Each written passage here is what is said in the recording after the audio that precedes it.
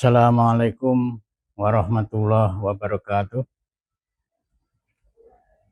Pemirsa Kakak Media Universitas Islam Syekh Wasil Negeri Kediri. Bismillahirrahmanirrahim. Alhamdulillahirabbil alamin. Alladzi ja'ala asy-syamsa diya'a wal qamara nura wa qaddarahu manazila li ta'lamu adadas sinina wal hisab. Wassalatu wassalamu ala sayyidina Muhammad wa ala alihi wa sahbihi ila yaumil ma'ad. Amma ba'd. Pada kali ini saya akan menyampaikan sebuah tema tentang sistem tata surya dalam perspektif ilmu falak dan Al-Quran. Para pemirsa Kakak Media, dalam sejarah kemunculan ilmu astronomi ini bersamaan dengan perkembangan peradaban manusia. Ada 3 tahap sistem tata surya dalam ilmu astronomi. Yang pertama disebut dengan egosentris.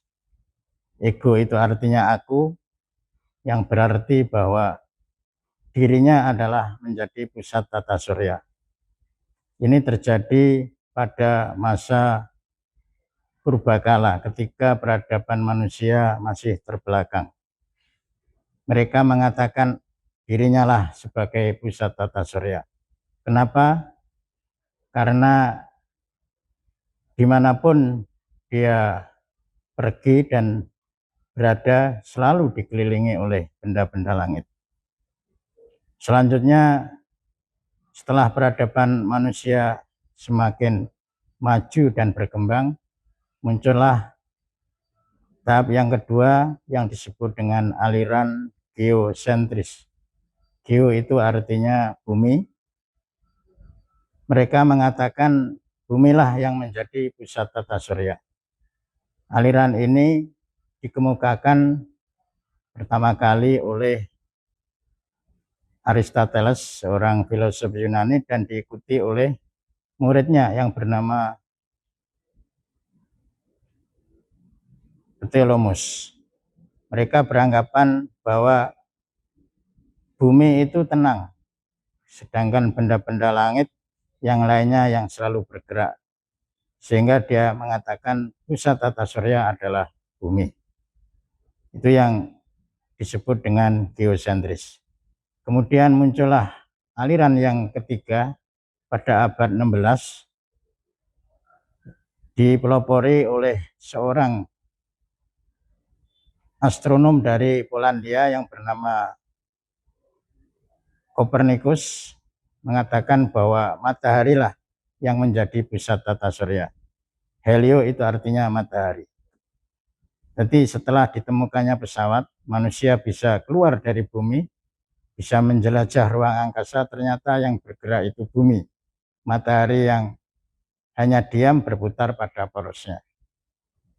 Jadi benda-benda langit seperti bumi, seperti bulan, seperti planet-planet yang lain, itulah yang bergerak mengelilingi matahari. Sehingga matahari layak disebut dengan pusat tata surya. Ini yang tercantum dalam sistem tata surya yang ada di dalam ilmu astronomi. Maka dalam pandangan Al-Quran, ayat-ayat kauniyah yang menjelaskan tentang benda-benda langit, bahwa alam semesta ini berputar dan beredar sesuai pada porosnya dan garis edarnya, sesuai dengan relnya yang telah ditentukan oleh Allah. Tidak mungkin benda-benda langit satu dengan lainnya itu akan bertabrakan atau salah rel. Semua sudah dipastikan dan ditentukan oleh Allah sesuai relnya dan rotasi atau porosnya. Seperti yang tercantum dalam surat Yasin ayat 40, lasyamsu yambaghi laha an tudrikal qamara walal lailu sabiqun nahar kullun fi falaki yasbahun. Tidaklah matahari itu akan mengalahkan atau menyalip rembulan, atau kebalikannya rembulan itu akan menyalip matahari. Karena apa? Masing-masing tidak akan bertabrakan atau salip-salipan, karena kullun fi falaki yasbahun. Masing-masing itu berputar pada porosnya, berputar pada garis edarnya, atau istilahnya rotasinya atau sumbunya. Nah, keteraturan peredaran benda langit ini bisa bermanfaat untuk umat manusia yang hidup di muka bumi ini. Nah, dalam hal ini ilmu falak berperan untuk menghitung dan menghisap peredaran benda langit itu. Tapi benda langit yang dimaksud dalam Al-Quran ini ialah cuma 3, yaitu bumi, bulan, dan matahari. Karena 3 benda langit inilah yang nanti berhubungan dan berkaitan dengan ritual ibadah umat manusia. Misalnya, peredaran matahari ini bisa menghasilkan yang namanya tahun Masehi. Juga peredaran bulan ini menghasilkan tahun yang namanya tahun Komariah atau tahun Hijriah. Kemudian peredaran bumi ini bisa menghasilkan siang dan malam. Jadi ketiga benda langit ini sangat bermanfaat untuk waktu-waktu yang ada di muka bumi. Dalam sebuah hadis dikatakan, man iktabasa ilman minan nujum min hamalatil Quran istada imanan wa yaqina. Barang siapa yang mengambil ilmu nujum di sini ilmu perbintangan, yakni ilmu falak lebih khususnya ya. Bagi orang-orang yang menghafal Al-Quran atau yang mengamalkan Quran, maka akan bertambah iman dan keyakinannya. Artinya semakin kita ini mempelajari tentang ilmu falak yang berhubungan dengan peredaran benda-benda langit yang 3 tadi, maka ibadah kita itu semakin khusyuk dan semakin yakin.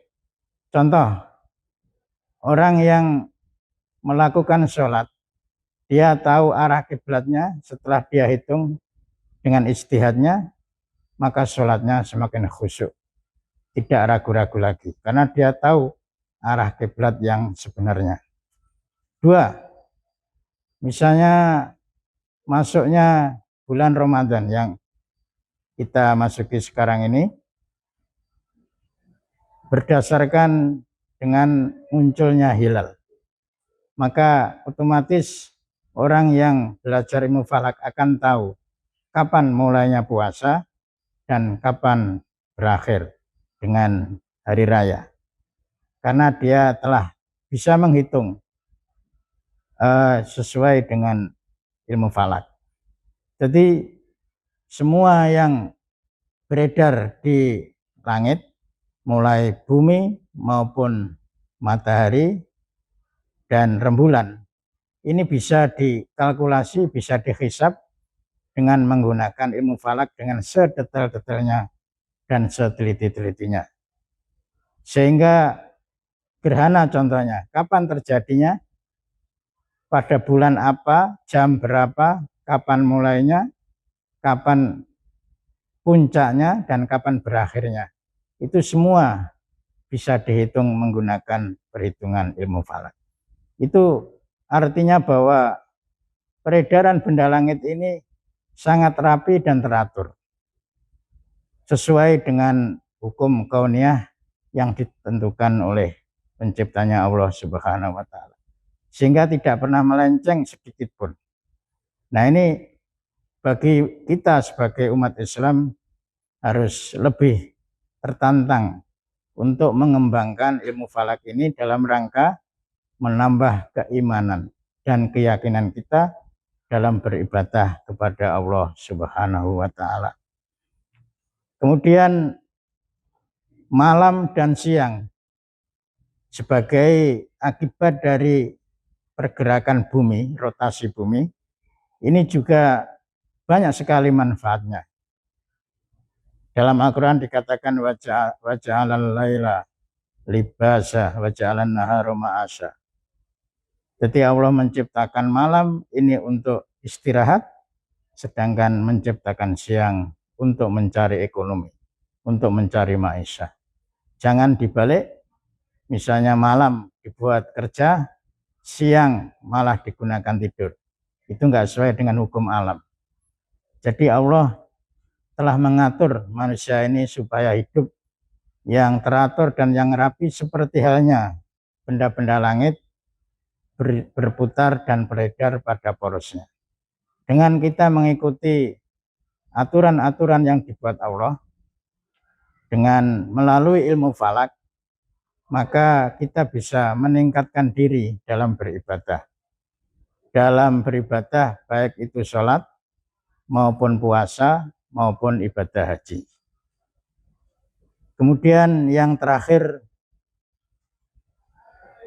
dalam sebuah hadis yang diuratkan oleh, bukan hadis ini asar ya, qaulus sahabah, yaitu Umar bin Khattab itu mengatakan ta'allamu minan nujumi ma tahtadu nabiha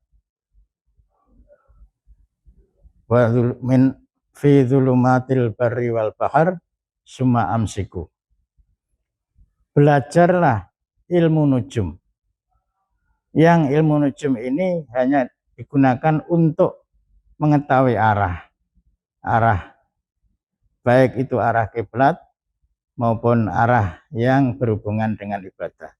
Setelah itu summa amsiku, kemudian berhentilah. Artinya bahwa ilmu nujum atau perbintangan di sini tidak semuanya diperbolehkan.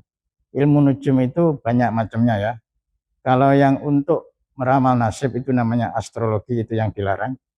Tapi kalau untuk meramal waktu yang berhubungan dengan ibadah itu malah dianjurkan oleh qaulus sahabah, yakni Umar bin Khattab. Jadi kita disuruh belajar yang namanya ilmu falak ini untuk meningkatkan ibadah kita, untuk mencari arah kiblat, untuk menentukan awal puasa, untuk mengakhiri atau hari raya ya, untuk menentukan bulan-bulan haji.